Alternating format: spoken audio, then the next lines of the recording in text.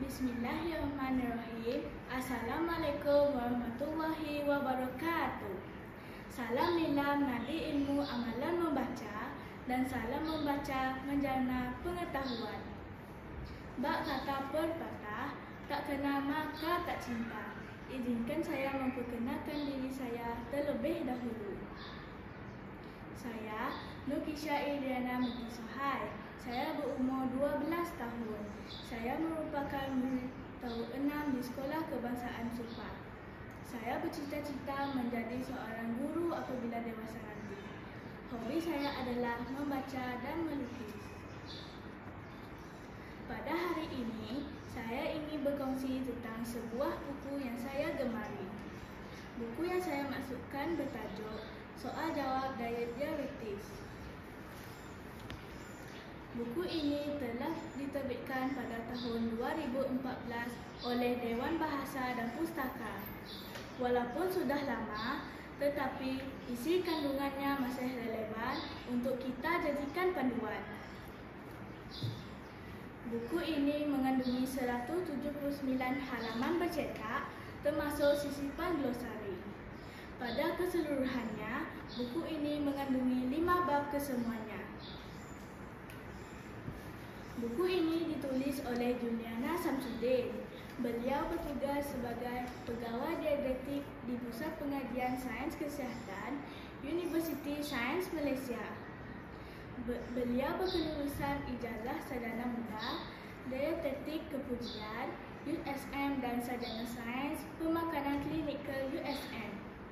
Beliau mempunyai pengalaman yang luas dalam mengendalikan konseling pemakanan untuk kes-kes yang dirujuk oleh doktor di klinik dietetik pesakit luar Hospital Universiti Sains Malaysia. Buku Soal Jawab Diabetes ini mengutarakan maklumat pemakanan yang disertai dengan menu-menu yang sesuai untuk pesakit diabetes berdasarkan kategori diabetes yang memudahkan kita membuat rujukan pantas. Melalui buku ini, saya telah mendapat maklumat-maklumat penting tentang perkara seperti berikut. Pertama, saya telah mengetahui tentang jenis-jenis diabetes yang dialami oleh masyarakat dewasa ini. Terdapat 3 jenis diabetes yang mengancam kesihatan pada zaman sekarang. Jenis yang pertama ialah diabetes jenis 1. Pesakit diabetes jenis 1 terdiri daripada golongan kanak-kanak dan remaja yang berumur belasan tahun. Jenis yang kedua ialah diabetes jenis 2. Diabetes jenis ini merupakan penyakit yang berlaku akibat kekurangan insulin atau insulin yang dihasilkan oleh badan tidak cukup berkesan. Diabetes yang ketiga ialah diabetes gestasi. Diabetes ini ialah diabetes yang berlaku semasa kehamilan. Kedua, saya mengetahui menu-menu yang sesuai untuk pesakit diabetes. Ketiga, saya juga mengetahui cara-cara mencegah diri kita dari mendapat diabetes. Dan keempat, saya juga mendapat panduan bagaimana mencegah selera makan dalam usaha mengawal selera makan yang berlebihan untuk mencegah diabetes.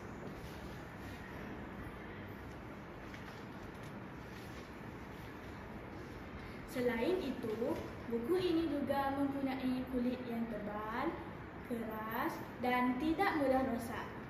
Cetakannya pula berwarna-warni dan menarik.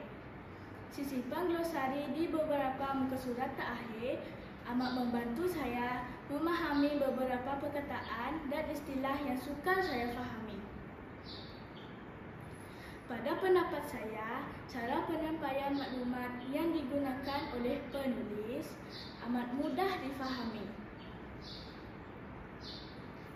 Teknik penyoalan yang digunakan memudahkan kita sebagai pembaca mencari maklumat yang kita kehendaki dengan pantas. Kalam, bersama-samalah kita mengamalkan cara pemakanan sehat untuk mencegah diabetes dan mendapat tahap kesihatan yang unggul. Sekian, terima kasih. Assalamualaikum warahmatullahi wabarakatuh.